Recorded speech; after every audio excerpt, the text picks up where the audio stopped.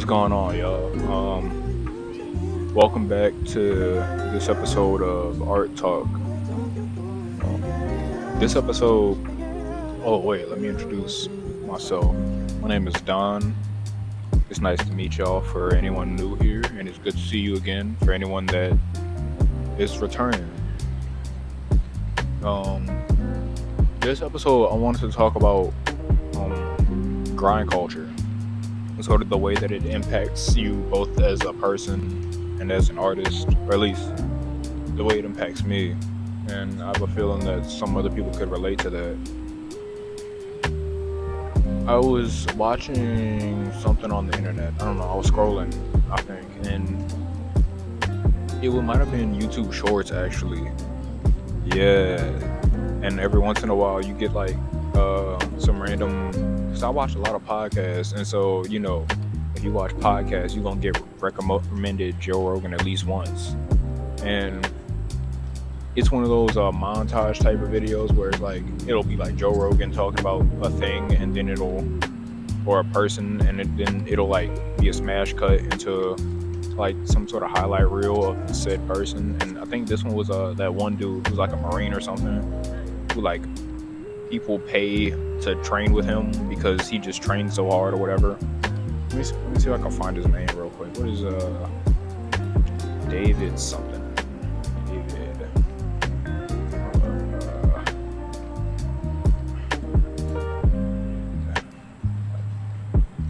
Something like that. I feel like it's like David Goggins. So I think that's an actor. Oh no, I was right. David Goggins. Look at me remembering. But yeah, he's like this Marine or something like that, and basically his whole thing is like you have to push yourself to the absolute brink in order to like grow and figure out your mental limits and push beyond that, and so on and so forth. And I was like, man, there's like so many different variations of this thing in like all facets of life, whether it be like your physical health. Like they have those dudes whose whole thing is like they work out, but they do it at the most extreme level possible. So it'll be like a dude running on a treadmill while the dude's bench pressing the treadmill that he's running on, like some next level exercise that isn't even like it. At a certain point it loses its functionality. It's just for the shock value of it. And then there's like those people who have like 8 different side hustles and like 25 different income streams, and somehow they're just managing all of them so seamlessly, and they have a workflow to it, and this, that, and the other. And it's like it loses its humanity at a certain point, at least when I look at it. I end up seeing it and being like, man, when do you have time for like anything of your own? Like, when do you enjoy life? Like, and all of it's basically it's all sort of limit pushing for the sake of limit pushing. It's like it's basically they're all Goku. They're all trying to be Goku. So there's no like end goal to it. There's no nothing. It's just going in for the ride. And I guess, hey, there's something to be said about like enjoying the journey, and instead more than the destination. But it seems so unhealthy, and I don't know, I personally don't subscribe to that thought process. I think one of the first things that you learn when you're working out, and I know I don't look like the type of guy who works out, but at one point I was like most of last year I was like really getting into the gym, and hopefully I'll go back at some point. But one thing I learned early on with the gym is that a major part of it is rest. Being able to rest your body and being able to recover is just as important, if not more important, than the actual lifting or training of whatever kind that you do. I realized that a lot of the work comes in outside of the gym. That's what really helps you see that progress that you're striving for. Otherwise, you end up being that dude in the gym who has like the beer belly, but his arms are like relatively big.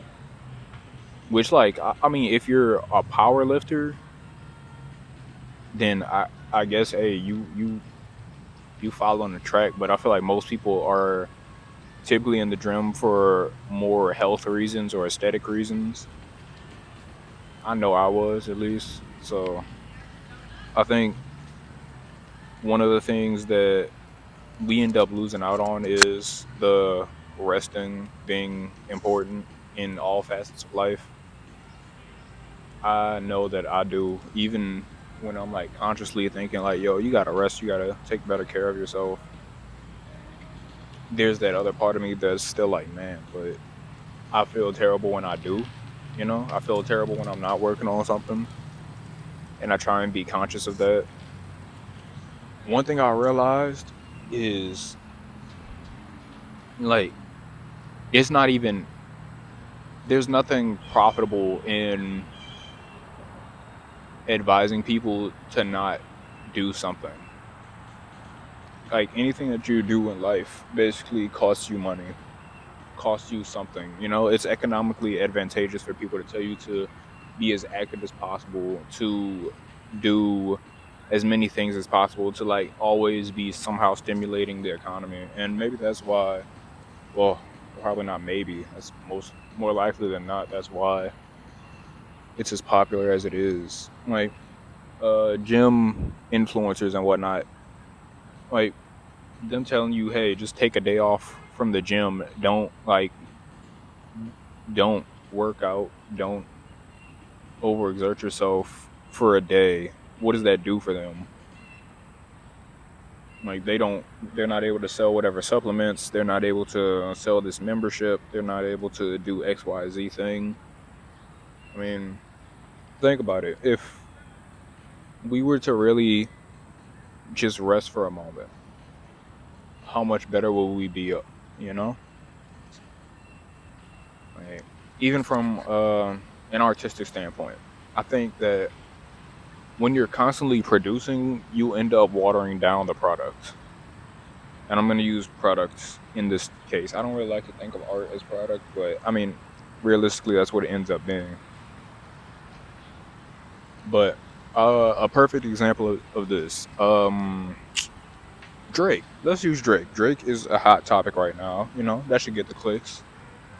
Also, I think it's accurate to a certain degree. Drake is a very prolific artist. Like, very well, I don't know if prolific's the right word, but I'm gonna use it. Why not? He's wrote a lot of records, sold a lot of music, made a lot of music, and I think somehow it's reached a turning point because not only just like oversaturating the market, but the quality has taken a dip as well. I think, like, just the past couple of years, he's dropped like 5 or 6 projects. I feel like there hasn't been a year where he hasn't dropped a project, and yet none of them feel like they're lasting the same way that they used to. Like, I could, like, and maybe I'm just like the wrong audience because I'm not like too heavy of a Drake listener.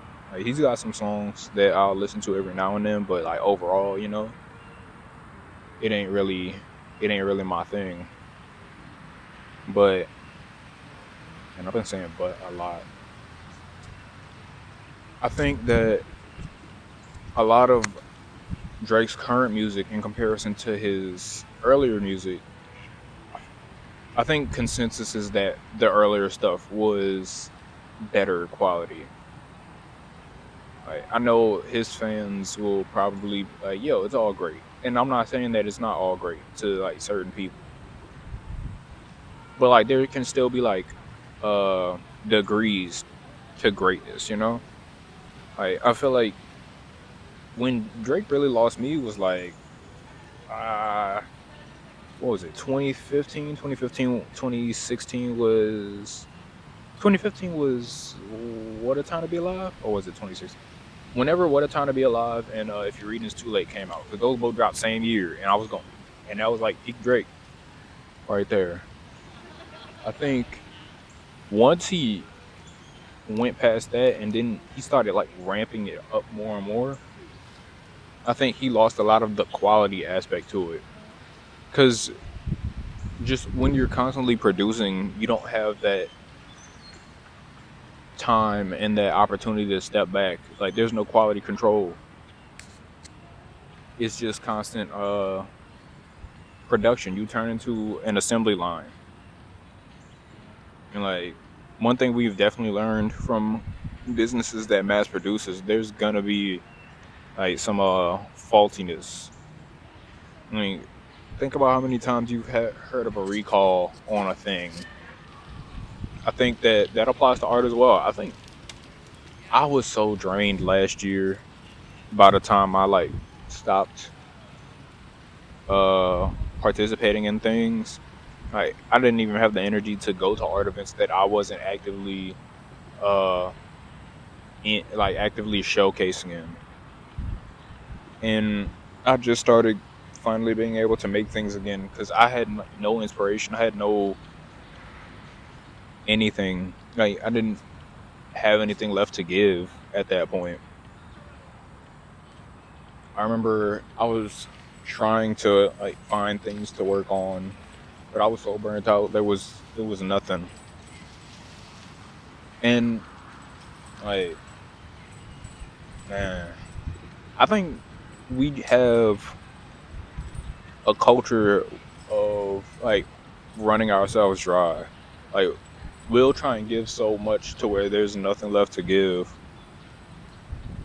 Like think about how many people have literally given their lives for work in one way or another, whether it be their social lives or their health or whatever the case. Like people aren't taking days off when they're sick.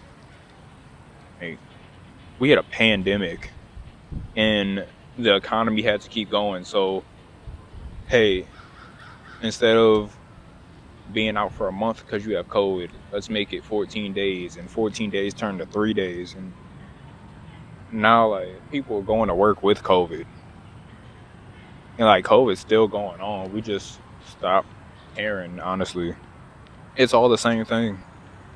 The quality control went down because production had to keep going. Production had to ramp up, and yet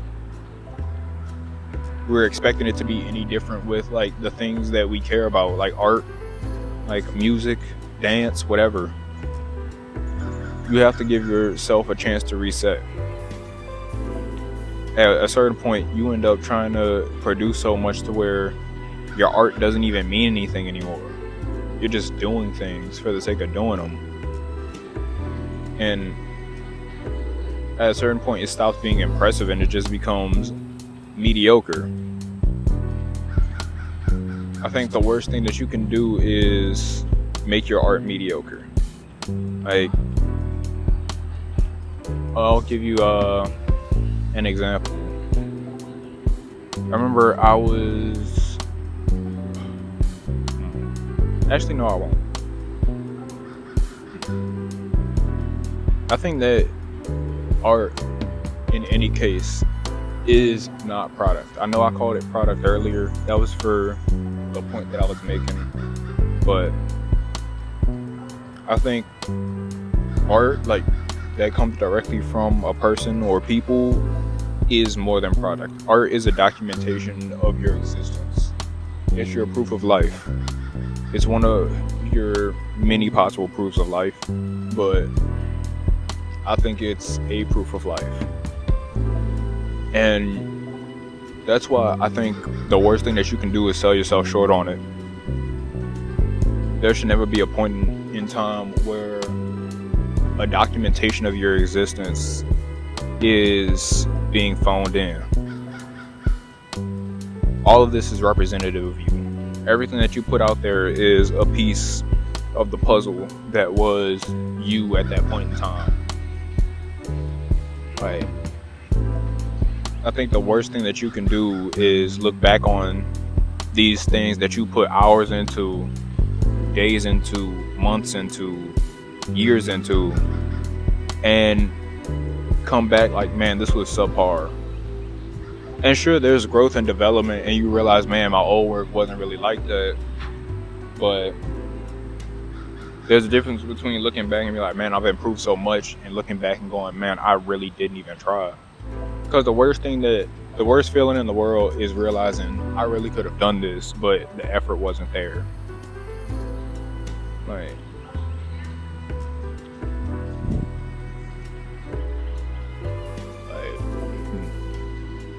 which kind of goes into another topic I wanted to discuss, which was trying to, well, it's an offshoot of the same topic, really. If you're currently going after a dream, but you have like another job or a side hustle or whatever it is, whatever's like the thing that you really want to do isn't what's paying the bills right now, I want you to look at the thing that you want to do as your main job and look at the thing that's paying your bills more as a side job. And that doesn't mean necessarily phone it in, but I want people to not overexert themselves in the thing that's supposed to be temporary to the point where you don't have energy for the thing that you really care about. Like, resting doesn't mean that you don't do anything. I think resting means that you can like dial things down. Like, people that are serious about going to the gym, and I'm going back to the gym analogy, people that are serious about going to the gym usually have bulking periods, cutting periods, and resting periods in between, where they'll just sit at the weight that they're comfortable at. People that are professional fighters, they have like a walking around weight. They have a weight that they live their day-to-day lives in, and then when it's time to train and to get in shape for a fight, that's usually when they're doing the bulk of their work. Like, that doesn't mean that they're not training or doing anything the rest of the year. It's not the same level of intensity because your body physically can't handle that. And the same thing goes with your mind, or whatever tools it is that you use to do the thing that you want to do. You can't keep up a high pace. You're not a machine, you're a person, and part of being a person is that your mind and your body needs time to grow and develop, and part of that is it needs to be able to heal. Like, these things that we create are typically they're not always like something that's easily talked about or discussed or broached. These are like things that we really had to think on and push for, and they're sometimes uncomfortable. And for you to constantly be pushing that out isn't very healthy. Like, I think Basquiat, a big part of I think the reason that he probably ended up falling into drug use as much as he did was he was talking about very uncomfortable things, and he was like pouring a lot of himself emotionally into his art, as well as dealing with the racial components of being a prominent black artist during that time period in New York City. And I think that when you're constantly like bleeding yourself in that way, you're eventually just gonna tap out, and I think that's the worst thing that you can do to yourself. You should definitely rest. I remember I had another topic I wanted to discuss in a separate video, talking about how art is being devalued, but I think that part of it is we're devaluing it ourselves. Like, we've made art so much of a commodity to the point where now it's looked at as any other thing. And I don't know, it's probably because of the way that art is expanded. I mean, we have everything from plays to TV shows to movies to video games to anime, cartoons, comic books, manga, etc., etc., etc. And now that there's so much opulence to where you don't really value it as much. When you live in excess, it's hard to value the day-to-day things, and you end up in a place where all you care about is the next thing, and there's no sort of there's no outer perspective. There's no greater perspective on things. You end up losing yourself in the forest, staring at the trees. Like, you no longer are able to see the bigger picture, and I think that's part of what I was trying to get at here.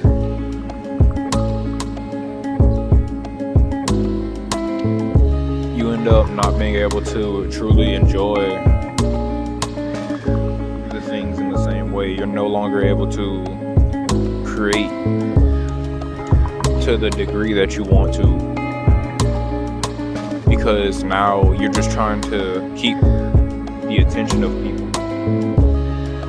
You're thinking, oh, I gotta put out a new Instagram reel like 3 times a month, 3 times a week, whatever the case. I gotta put out these new pictures of this painting I worked on. I gotta make a new YouTube video every week, every 3 days, every day in some people's cases. Now there's the advent of streaming, so you gotta stream every day so that way you have clips to post and whatever. So now you're running yourself into the ground because other people have devalued something, and now you're making it just as much of a commodity as everything else. So now they're definitely devaluing it. I think one thing that we have to take away as creatives at any level, to any degree, is the audience doesn't know what they want until you give it to them. The perfect example of this is how Corey X Kenshin, perfect example. He goes away for months, years sometimes, does his own thing, and he comes back and the audience is there, and sometimes it's even grown because the quality is always there. He never jeopardizes the quality for the quantity, and he does things that motivate him. He just made a manga, and I read it, and it was good. I liked it, really, because he never jeopardized one thing for another, you know. And I think the worst thing that we can do to ourselves is jeopardize the thing that we're actually passionate about for the approval of people that have like 1,000,001 things to watch, you know? So if you take away anything from this, be patient with yourself, rest, enjoy the process of what you're doing. Like, really enjoy like, formulating the idea, cultivating your thoughts, like planning out how you're going to execute it, and then just hone in on that thing. And then once you're done with it, reflect, and then if you're ready, move on to the next thing. If you're not, take a break, because I think quality will always showcase itself more so than someone that's just constantly putting things out there. I hope you took away something from this video. If you have, please comment, like, what's something that you plan to be more mindful of when you're taking a break, when you feel like you gotta keep going on something, because if I slow down, like, what's that thing that you feel like you can't stop on? And how do you plan on changing that mindset? Alright, I appreciate y'all. I'm gonna holler at y'all later. It's been Don. It's been Art Talk. And I'll try and holler at y'all next week. Don't hold me to it, but I think if things line up the way I want it to, it should be next week. So this next following Sunday from this post. Alright, I'm gonna let y'all be safe. We out.